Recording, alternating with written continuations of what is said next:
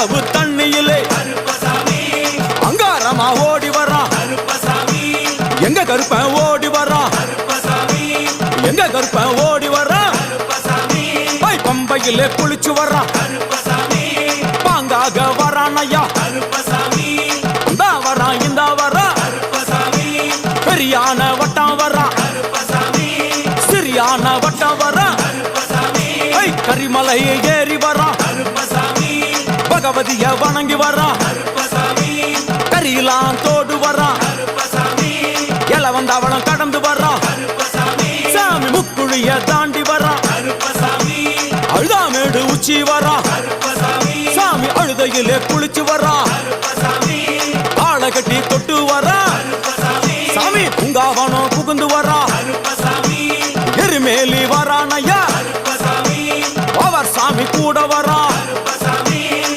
எருமேலி வந்து இறங்கிய கருப்பன் சுற்றுமுற்றும் பார்க்க எம்பெருமான் கருப்பனுக்கு மலகள் என்றால் கொள்ளை பிரியம்.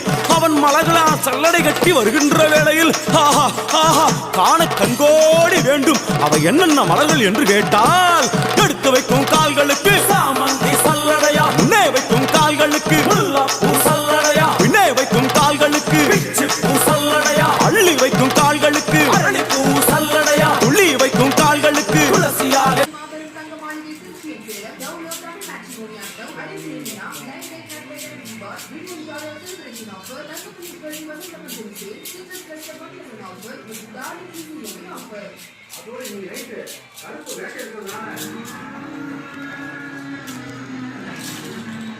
ராத்திரி 10 மணிக்கு மேல யாரும் வீட்டை விட்டு வெளியில போகக்கூடாது.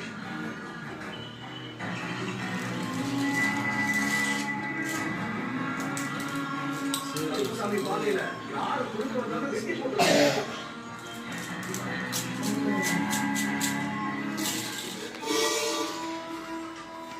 எல்லாரும் கொஞ்சம் ஜாக்கிரதையா இருக்கணும். எல்லா பேரோட ஒன்னா வீட்டுக்குள்ள இருந்தாலே பாதுகாப்பு கிடையாது. ஆமா ஆமா, எங்களுக்கும் தான் பாதுகாப்பு இல்லை. ஏற்கனவே ஆளுநர் வச்சு அடிக்க வேற பார்த்துருக்காங்க.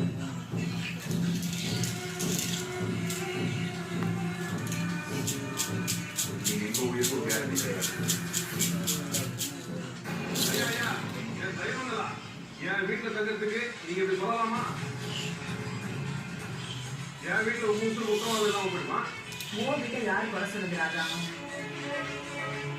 கூட தங்குறவங்க சரியா இருக்கும்ல, அப்படி அவங்களுக்கு சரியா இருக்காதுன்னு தோணுச்சுன்னா யார் வேணாலும் வெளியில போய் தங்கலாம். யாரும் அவங்க கட்டாயப்படுத்த